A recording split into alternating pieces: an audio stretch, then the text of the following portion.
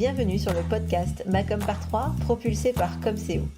Je suis Hélène et j'accompagne les entrepreneurs qui souhaitent attirer leurs clients grâce à une visibilité efficace qui leur correspond. Dans chaque épisode de ce podcast, vous trouverez 3 conseils, 3 outils ou encore 3 astuces pour faire de votre visibilité votre meilleur allié pour enfin faire décoller votre business. Alors vous êtes prêts ? Voici l'épisode du jour. Bonne écoute. Bonjour, bienvenue dans ce nouvel épisode du podcast. Je suis ravie de vous retrouver cette semaine en compagnie de Virginie Gruber, qui est la créatrice de Let You Shine, qui est une entreprise de graphisme. Du coup, elle est graphiste et web designeuse et on peut dire que Virginie, elle a l'image de marque chevillée au corps, que c'est vraiment une religion, une institution pour elle. Elle en parle avec énormément de conviction et puis énormément de cœur surtout, de l'enthousiasme, de l'envie. Bref, elle nous donne envie d'avoir une image de marque au taquet. Alors du coup, on a eu une conversation fort sympathique, on a bien rigolé, on a bien papoté et c'est super chouette parce qu'elle va vous donner évidemment les conseils pour avoir une image de marque forte, mais à la fin de cet épisode, je lui ai demandé 3 choses que vous pouvez mettre en action, en application dès maintenant à la fin de cet épisode. Alors du coup, allez bien jusqu'au bout, écoutez bien cette entrevue que j'ai eue avec Virginie et surtout, faites-vous plaisir avec votre image de marque et je vous souhaite un très bon épisode. Bonjour Virginie. Salut Hélène. Moi, je suis ravie de t'accueillir dans cet épisode. Ça fait quelques temps qu'on se côtoie pour diverses activités et ça me fait vraiment plaisir de pouvoir t'accueillir aujourd'hui dans cet Écoute, épisode. merci beaucoup. C'est un honneur pour moi, en tout cas, d'être là avec toi aujourd'hui. Bon, c'est chouette. Et donc, du coup, pourquoi tu es là ? Pour parler d'image de marque, et notamment pour répondre à la question comment avoir une image de marque. Alors, avant de commencer, généralement, j'aime bien que mes invités se présentent un peu, justement pour savoir dans quelle mesure tu es bien placée pour me parler d'image de marque. Alors, est-ce que tu peux te présenter rapidement et puis présenter aussi ton activité, évidemment ? Alors moi, c'est Virginie de Let You Shine et mon activité, c'est d'être graphiste et justement de créer des univers de marque impactants pour mes clientes. Et donc moi, ce que j'aime par-dessus tout, c'est de vraiment créer un univers de A à Z, créer un nom de marque et tous les éléments dont on va parler. Donc je ne vais pas trop dire maintenant, mais c'est vraiment ça ma passion, c'est de pouvoir avoir un avant et un après pour mes clients qui se sentent plus alignés dans leur marque. Ouais, c'est chouette. Et donc, du coup, tu fais aussi bien du graphisme que des sites internet. Enfin, tu as toute la palette, on va dire, dans laquelle on peut déployer l'image de marque, du coup. Tout à fait. L'objectif, c'est de vraiment se rendre visible sur le web et de rayonner sur le web avec Let You Shine. Donc, tout à fait, de l'image de marque au site web. Oh, c'est cool. Et donc, aujourd'hui, on va parler d'image de marque. Et comme introduction, j'aime bien toujours, avant de dire comment faire, j'aime bien dire pourquoi. Alors, est-ce que toi, tu pourrais nous dire pourquoi, selon toi, c'est important d'avoir une image de marque forte ? Je pense que c'est essentiel parce que à partir du moment où on a une image de marque forte et surtout qui nous parle vraiment et avec laquelle on se sent aligné, on arrive à communiquer de manière beaucoup plus impactante et en fait, on se sent beaucoup mieux avec son image de marque et donc on arrive mieux à déployer son message. Et moi, je suis assez convaincue qu'il y a un avant et un après avoir défini son image de marque, avoir trouvé le nom de son entreprise et son image, donc son logo par exemple. Et du coup, on va pouvoir rayonner de manière beaucoup plus brillante et ce sera beaucoup plus efficace dans notre communication.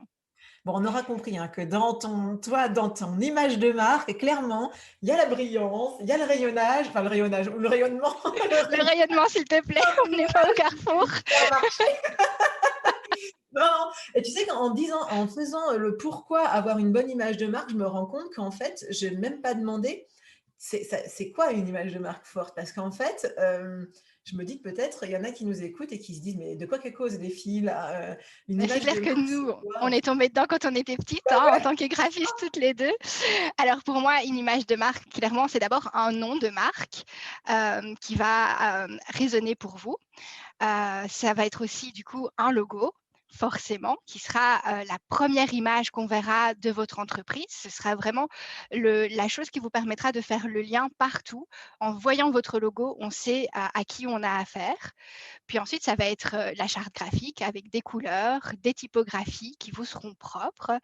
Et puis en plus, la petite touche que moi j'aime bien rajouter dans les univers de marque que je crée, c'est un champ sémantique on ne pense pas toujours à mettre en avant, mais tu l'as entendu, mon champ sémantique de Shine, c'est la brillance. Et donc moi, quand je parle de ma passion et de mon univers, il y a toujours des mots liés aux sentiments, aux éclats, à la brillance. Et j'ai même un petit post-it sur mon écran où j'ai tous ces mots-là qui du coup sont avec moi tout le temps. Et ça permet vraiment d'avoir du coup un univers de marque extrêmement cohérent. Et donc, dans votre communication, distiller à chaque fois les éléments de votre champ sémantique, ça fait la différence. J'en suis Ouais. convaincue. En fait, c'est ça, c'est ce que tu dis. Enfin, l'image de marque, c'est en gros d'être reconnu rapidement parce que tout cela, tout ce que tu viens de dire, tous les éléments, donc pris un par un, là, donc le logo, etc., ça va marcher ensemble, matcher ensemble, en fait, et créer, ben oui, oui, une identité, en fait, une sorte d'identité générale. Alors, du coup, bah, on a un peu avancé parce que c'est vrai que je voulais qu'on parle de chaque élément pour avoir une bonne image de marque. Est-ce qu'on peut peut-être aller un peu plus loin, peut-être du coup, est-ce que tu as donc ces éléments principaux, le logo, les couleurs, etc. Est-ce que peut-être tu peux un petit peu nous en dire plus pour comment bien choisir son logo, etc., pour que l'image de marque, elle soit forte. Je te laisse un petit peu m'en dire un peu plus. Alors, je pense que d'abord, il faut clairement se poser la question du nom de sa marque parce que ça va tout changer en fait. Ouais. Et donc, il faut se poser, est-ce que j'ai envie de parler de mon business sous mon propre nom? Moi, je pourrais très bien avoir ma marque qui serait Virginie Gruber. Est-ce que j'ai envie d'avoir une marque comme L'Oréal, comme Coca-Cola? En fait, ce sont des mots qui ne veulent rien dire, mais qui sont devenus complètement iconiques et qui veulent tout dire à tout le monde aujourd'hui.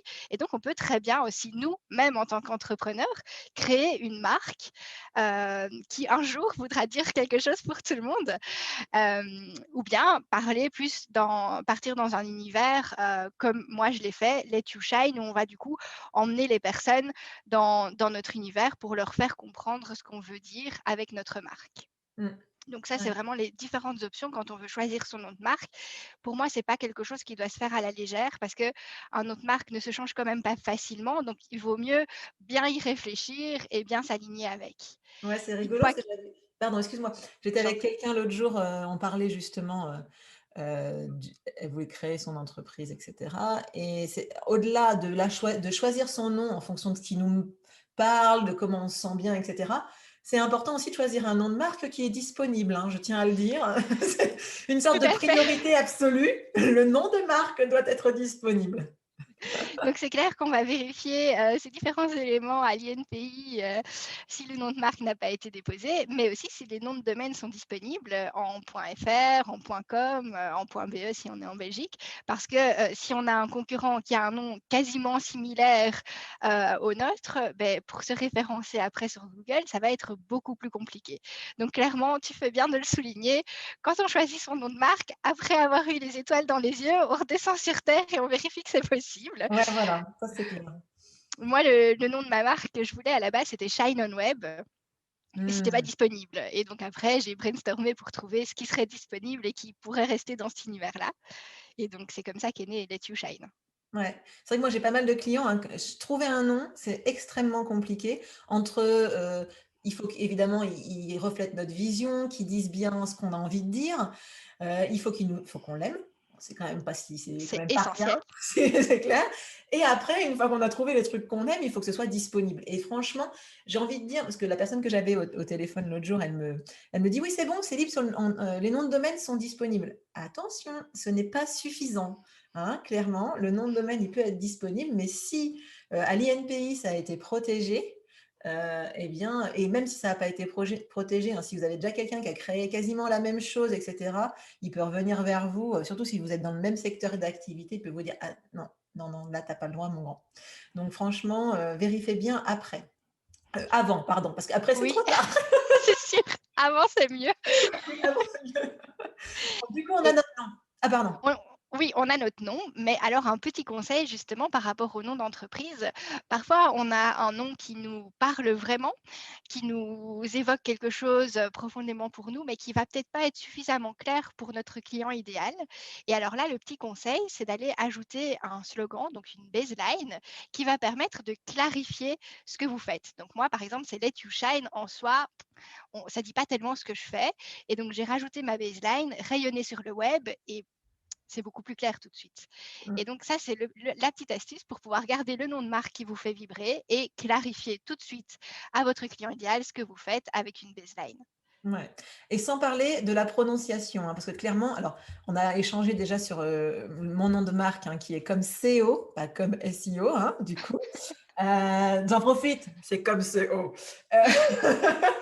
Parce que franchement, Notez-le. tout le monde voit le SEO, etc.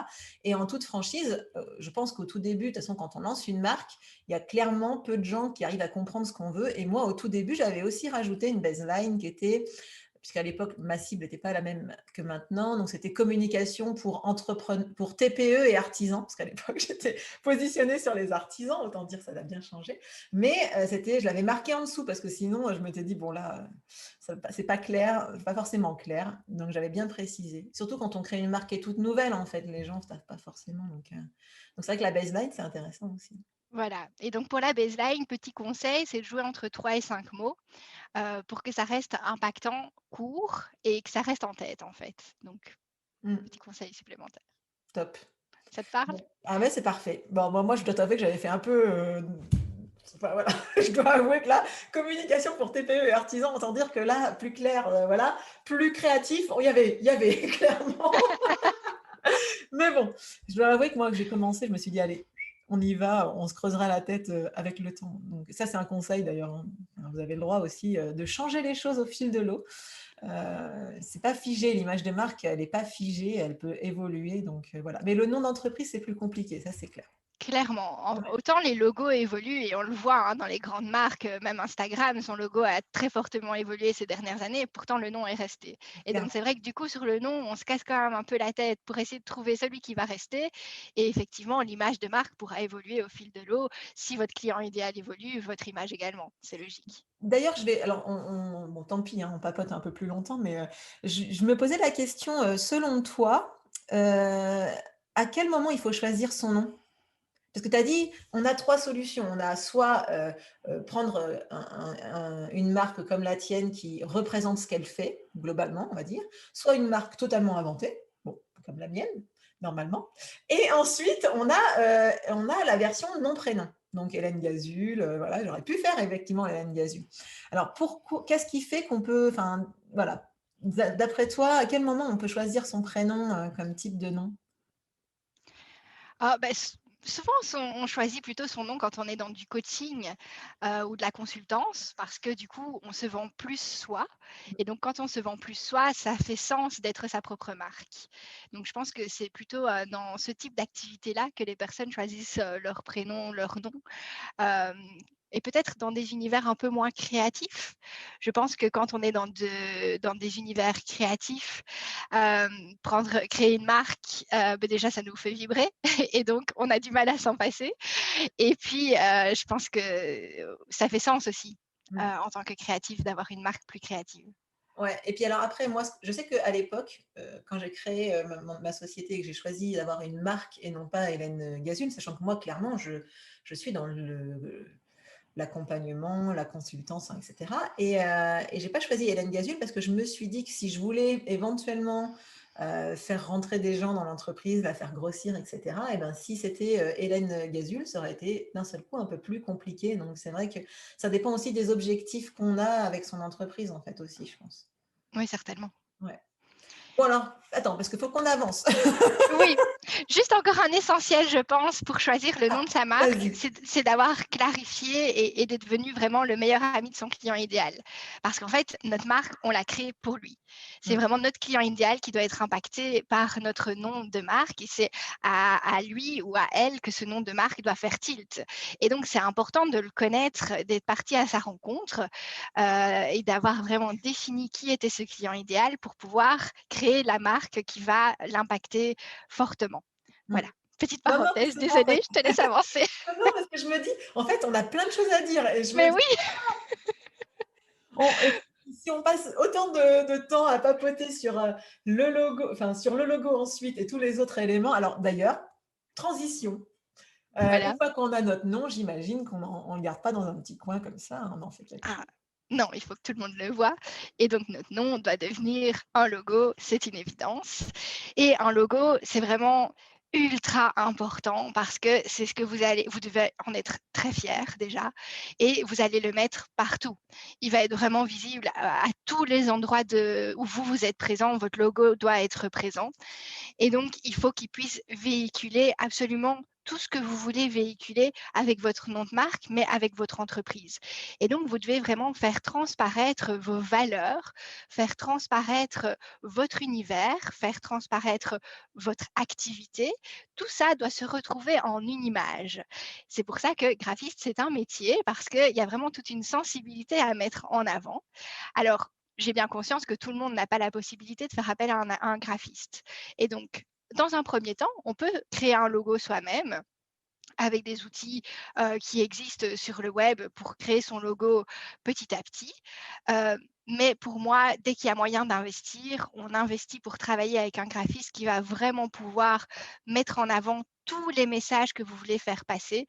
C'est le premier investissement à faire pour votre marque. Bon, alors je prêche pour ma chapelle, j'en ai bien conscience, mais c'est vraiment, vraiment important, je pense.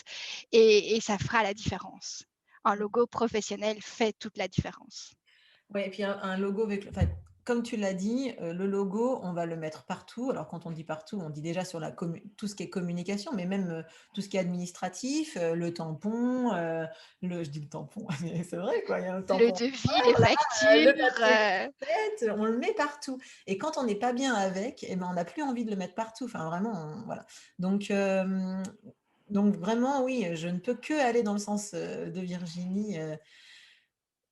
Après, vraiment faire appel à un graphiste, c'est vraiment différent que de le faire soi-même. Bon, sauf si évidemment vous êtes graphiste. Et encore que, je crois qu'il y a certains graphistes qui arrivent pas à créer leur propre logo. C'est pas si simple en fait. ah, je pense que mon logo, c'est celui qui a eu le plus de versions au monde de tous les logos que j'ai créés. Ça, c'est sûr. Ouais, Créer son propre logo, c'est plus compliqué. faut vraiment qu'il plaise, faut vraiment qu'il vous plaise de façon certaine, pas de doute, quoi. Parce que s'il y a un doute, c'est pas encore le bon. Et Voilà. il faut vraiment prendre le temps avec votre graphiste, qu'il apprenne à vous connaître, qu'il prenne le temps de savoir qui vous êtes, qui est votre client idéal, ce que vous voulez communiquer. C'est vraiment essentiel de partager tous ces éléments avec votre graphiste parce qu'il doit s'en imprégner pour pouvoir le faire transparaître dans votre logo. Et on vérifie aussi avec son graphiste que ça ne va pas être je te fais ce logo et c'est à prendre ou à laisser. Votre logo, c'est tellement important que vous devez arriver au logo final qui vous plaît, quoi qu'il arrive. Ouais, je suis bien d'accord. Quand je faisais des logos, parce que voilà, c'est fini. Eh bien, c'est vrai que l'élément différenciateur, c'est que moi, je ne m'arrêtais pas tant que la personne n'était pas totalement certaine et contente de ce qu'elle avait. Alors, il y en a certains avec lesquels ça va plus vite et d'autres où on y passait un nombre de versions infini. Mais au final, moi, je leur disais toujours, vous devez être content et sûr de votre coup, quoi. Ça, c'est pas possible. On peut pas partir avec une demi-satisfaction, quoi. Donc, C'est clair, le logo version finale 12, tous les ouais, graphistes connaissent. c'est clair. Et encore, moi, j'arrivais à faire des V5 sur lesquels il y avait 10 logos, tu vois, comme ça, au moins, ça évite d'en faire jusqu'à 50, parce que sinon, bref. On digresse.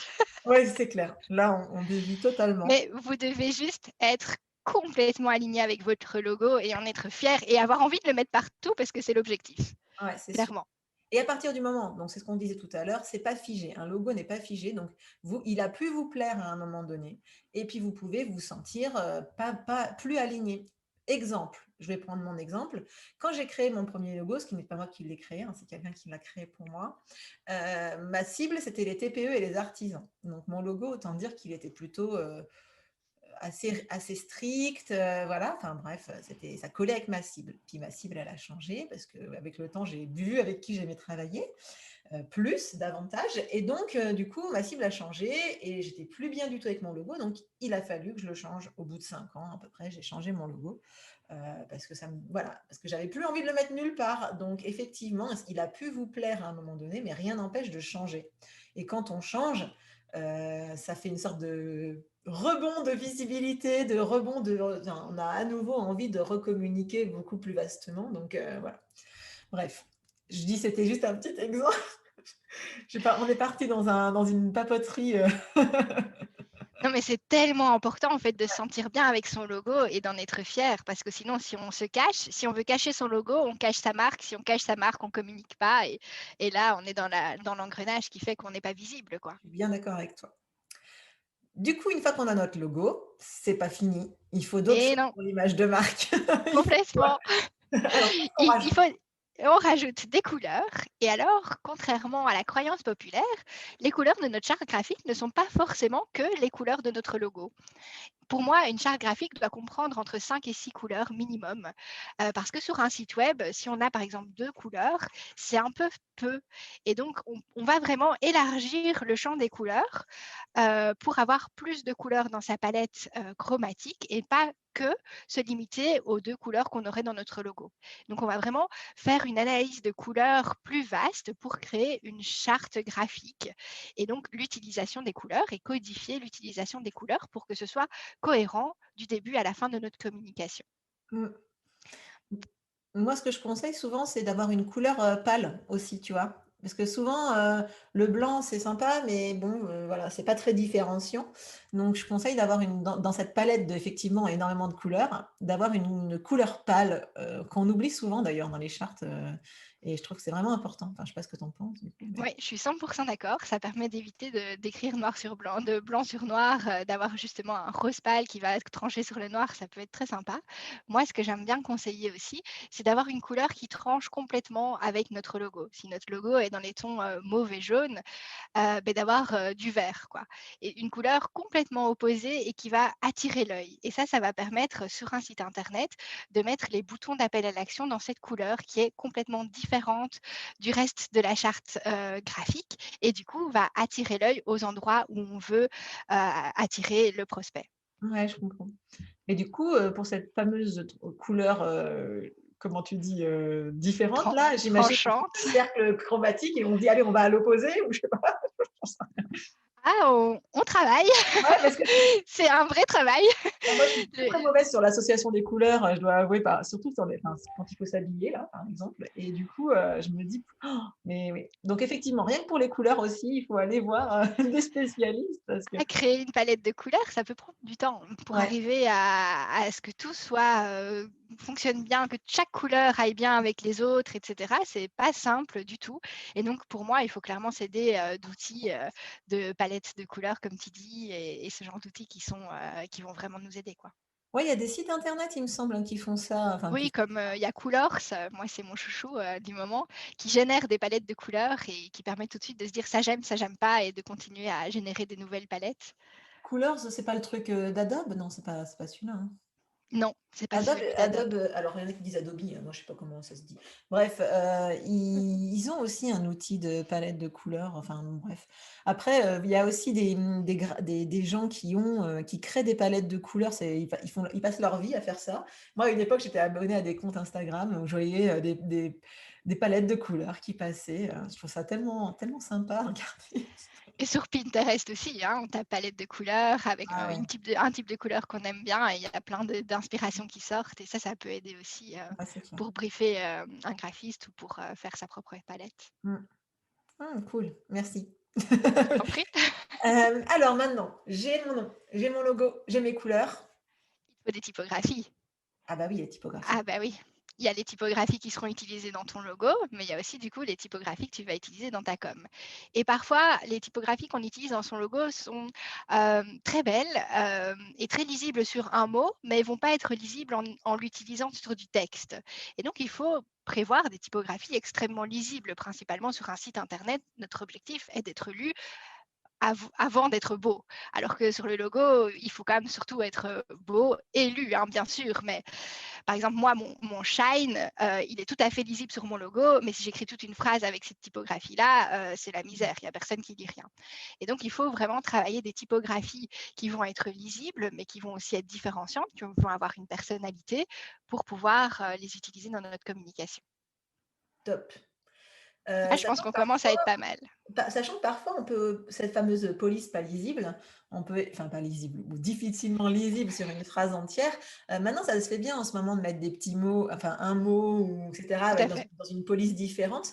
Donc là, effectivement, on peut dire, pour un mot simple, pourquoi pas, mais il faut faire attention effectivement à ce que la phrase intégrale soit lisible. Tout à Effectivement. fait. Après, il y a aussi des histoires de police qui sont compatibles avec le web, etc.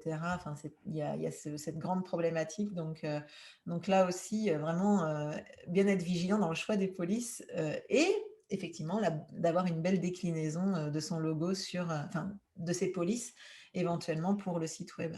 Donc ça veut dire, en gros, j'ai mes polices de site web, du logo et Ouais. en plus, j'ai des déclinaisons pour le site.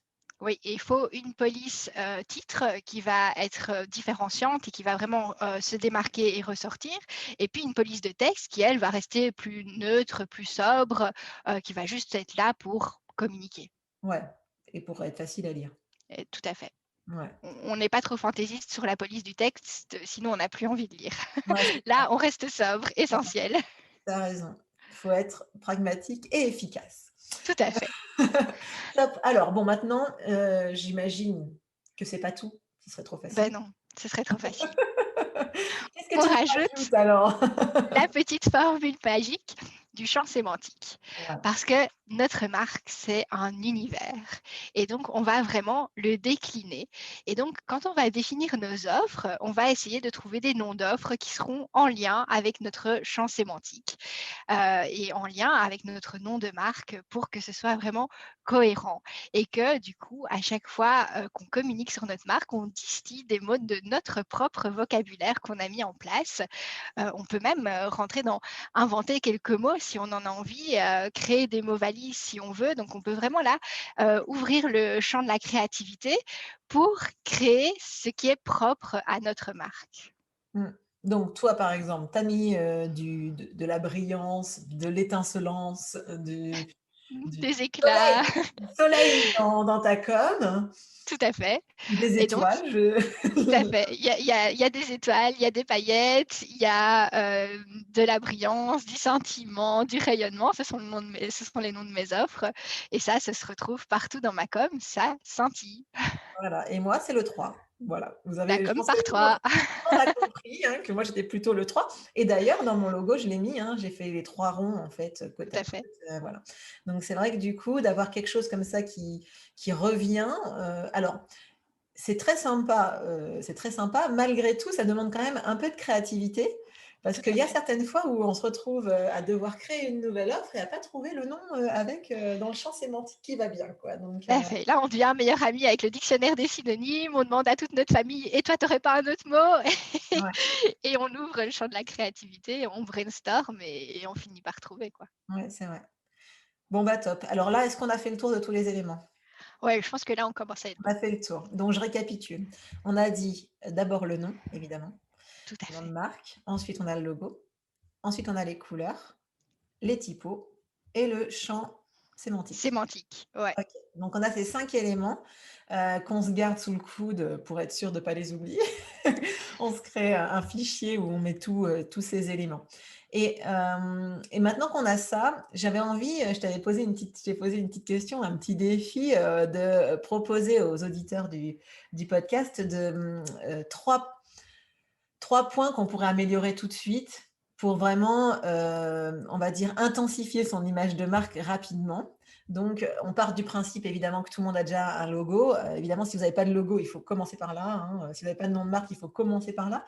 Mais en imaginant que vous ayez déjà ces 5 éléments dont on a parlé, qu'est-ce que vous pouvez faire aujourd'hui pour intensifier votre image de marque, pardon, rapidement? Et bien là, Virginie va vous donner 3 trucs à faire en arrêtant, enfin, comment dire, j'allais dire en coupant le podcast, après l'épisode, voilà vos devoirs que vous devez faire ensuite pour avoir une image de marque plus forte. Alors, qu'est-ce que tu nous proposes, Virginie? Alors, on commence par faire le tour de son site internet et de vérifier son champ sémantique. Est-ce que le nom de mes offres est cohérent avec mon univers de marque?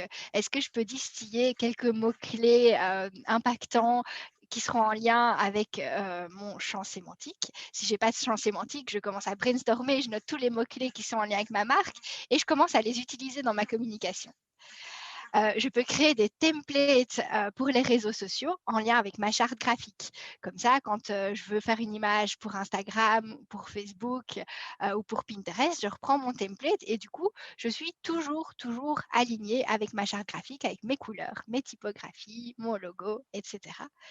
Et puis, petite astuce, c'est faire des photos avec les couleurs de sa marque. Donc, par exemple, moi, j'ai du mauve dans ma marque. Je pourrais aller faire des photos avec un pull mauve et qui, du coup, pourrait être aussi dans ma charte graphique, liée à ma charte graphique. Et donc, ma photo serait encore plus impactante dans ma communication parce qu'elle serait plus fluide par rapport à mon image de marque. Ouais, elle intensifie encore. Je sais que moi, j'ai fait des photos où avant, j'ai envoyé mon logo au photographe. Je dis voilà, ça, c'est mes couleurs. Va falloir qu'on s'en rapproche. Donc, du coup, on a cherché aussi des vêtements, mais on a aussi cherché des décors Tout à ou fait. des accessoires. Tu vois, j'ai acheté des crayons orange et exactement les couleurs, tu vois, des crayons papier, mais ça fait rien. Mais dans les faits, enfin, ça fait rien, ça coûte rien, clairement, comme accessoire, 2 crayons papier, tu vois. Mais dans les faits, c'était au service des couleurs et de l'image de marque. Donc, ouais, Et ça permet en fait de s'intégrer soi dans sa marque et que ce soit cohérent en fait ouais, et fluide. Ouais, je suis et tout à fait fluide. d'accord C'est avec un toi. petit détail qui change tout. Mm. Donc, en plus de faire la promo des graphistes, hein, on fait la promo On des fait la photos. promo des photographes, on va se faire des amis dans les On créas, va avoir des copains, nous. c'est clair. On va prendre nos coms. Bon, bah, merci en tout cas. J'espère que du coup, bah, tous ces conseils seront utiles et pris en considération par les auditeurs parce que vraiment, je suis convaincue qu'une image de marque forte, c'est ce qui va faire que, par exemple, quand les personnes vont scroller sur leur fil d'actu sur les réseaux sociaux, ils vont voir votre post et ils vont se dire ah ouais, mais ça, c'est les posts de vous, quoi. Mais en tout cas, c'est vrai que il y en a certains, vous le voyez bien quand vous êtes sur votre fil d'actu, vous voyez bien que vous vous dites ah oui, ben ça, sans regarder le nom, vous savez déjà que c'est tel compte que vous suivez. Et ben c'est tout l'objectif qu'on vous propose de mettre en place en fait sur votre propre communication et image de marque. Si on veut travailler avec toi, comment on fait, Virginie?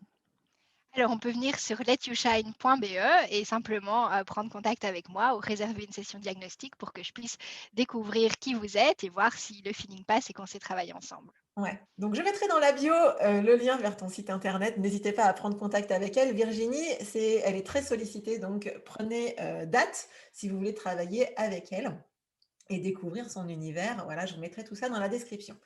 En attendant, merci beaucoup Virginie Avec d'avoir grand répondu à plaisir. mes questions. Merci pour cet échange. Voilà, c'était très sympa. Et en attendant, je vous souhaite une très bonne semaine et je vous dis à la semaine prochaine pour le prochain épisode du podcast. Ciao!